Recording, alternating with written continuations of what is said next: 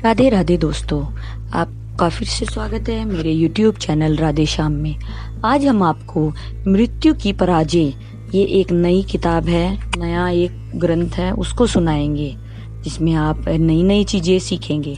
लेकिन ये शुरू करने से पहले मेरी आप सबसे विनती है कि आप मेरे चैनल को सब्सक्राइब, लाइक और शेयर ज़रूर करें ताकि हम आपके लिए और अच्छी अच्छी पुराने ला सकें। राधे राधे दोस्तों, आपका फिर से स्वागत है मेरे YouTube चैनल राधे श्याम में। आज हम आपको आगे की कथा सुनाते हैं। श्री विष्णु के लिए यज्ञ रूप में कर्म करना ही चाहिए, अन्यथा कर्म के द्वारा इस भौतिक जगत में बंधन उत्पन्न होता है। अतः हे अर्जुन, उनकी प्रसन्नता के लिए अपने नियत कर्म करो, इस तरह तुम बंधन से सदा मुक्त रहोगे। मानव जीवन का यही सार है, जो कि हमें कर्म करना है। अतएव हमें कृष्ण के लिए कर्म करना चाहिए, तब हम सारे पापों से बच जाते हैं। किंतु यदि हम अपनी निजी इंद्रिया तृप्ति के लिए कर्म करते हैं तो हम जन्मांतर कर्म फलों में बन जाएंगे। जब तक मनुष्य इंद्रिय तृप्ति के पीछे लगा रहता है, तब तक उसके लिए बारंबार जन्म मृत्यु के चक्र से छूट पाना संभव नहीं है। श्री चैतन्य महाप्रभु कहते हैं, जेवरे स्वरूपा हाय कृष्णीय नित्य दास। जीव की स्वाभाविक स्थिति कृष्ण का नित्य दास होने की है। यदि वह इस स्थिति को पाल लेता है तो वह बच जाता है, अन्यथा नहीं। और जो व्यक्ति कृष्ण के दास रूप में अपनी स्थिति स्वीकार कर लेता है तो वह किस तरह कार्य करता है, प्रहलाद महाराज जी ने श्रीमद् भागवत में इसी व्याख्या की है। भगवान विष्णु के दिव्य पवित्र नाम, रूप, गुण, साज सामग्री तथा लीलाओं को का श्रवण तथा कीर्तन, इनका स्मरण, भगवान के चरण कमलों की सेवा, भगवान की सादर पूजा, भगवान की वंदना, भगवान का सेवक बनना, भगवान को अपना श्रेष्ठ मित्र बनाना, श्रेष्ठ मित्र समझना तथा उनको अपनी हर वस्तु समर्पित करना, ये शुद्ध भक्ति की नौ विधियां हैं। इन विधियों को गंभीरता पूर्वक ग्रहण करने के लिए मनुष्य को आध्यात्मिक जीव के विधि विधानों को स्वीकार करना होगा।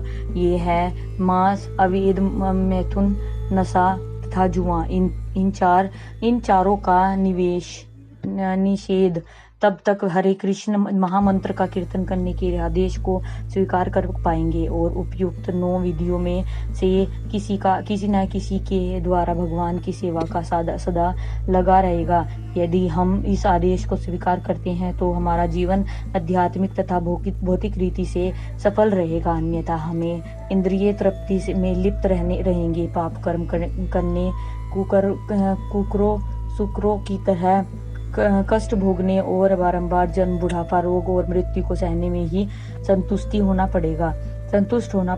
हम यह सोचकर भी मैं यह शरीर हूँ, शरीर को ही अपनी आत्मा मान बैठते हैं, किंतु हम शरीर नहीं, प्रस्तुत शरीर के स्वामी हैं। जिस तरह इसकी हम अपना निवास स्थान कर्मा नहीं, प्रस्तुत उस कमरे के स्वामी या रहने वाले हैं, आत्मा देही कहलाते हैं।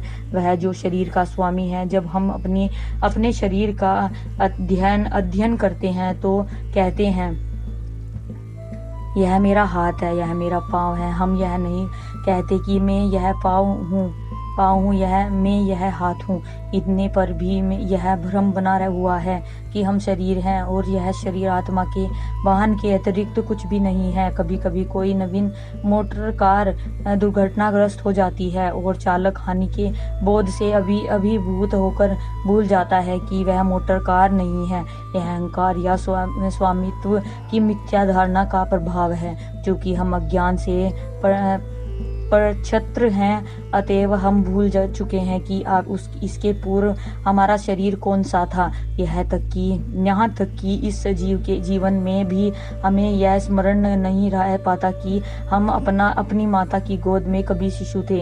हमारे जीवन काल में न तो जाने कितने बातें घटित हो चुकी हैं, किंतु हम उन सबों को स्मरण नहीं रख पाते। यदि हम इस जीवन में घटित बातों को स्मरण नहीं रख पाते तो विगत जीवन को हम कैसे स्मरण कर रख सकते हैं। क्योंकि कोई व्यक्ति पाप कर्म में इसलिए रत होता है क्योंकि वह यह नहीं जानता कि उसने विगत जीवन में क्या किया था जिससे वह उसे वर्तमान भौतिक शरीर प्राप्त हुआ है। जो बुद्ध है वह जो बुद्ध है और 3 गुणों में से प्रभावित है। ये तीनों गुण उसके ही शरीर से, मन से, अन्य जीवों द्वारा तथा प्रकृति आपदाओं से उत्पन्न होते हैं। श्रीमद् भागवत में भगवान वृषभदेव ने कहा है, इंद्रिय तृप्ति के पीछे उत्पन्न रहने वाला व्यक्ति पाप कर्म करने की से तनिक नहीं हिचकिचाता। यह अच्छी बात नहीं है। ऐसा पाप कर्मों के कारण मनुष्य को दूसरा शरीर प्राप्त होता है जिसमें उसे उसी तरह कष्ट भोगना पड़ता होता है जिस तरह वह अपने वर्तमान शरीर में अपने विगत पाप कर्मों के फल स्वरूप भोग रहा है। जिस व्यक्ति को वैदिक ज्ञान नहीं होता वह सदैव यह भूल कर कर्म करता है कि उसने भूतकाल में क्या किया था, वर्तमान काल में क्या कर रहा है और भविष्य में किस प्रकार कष्ट भोगेगा।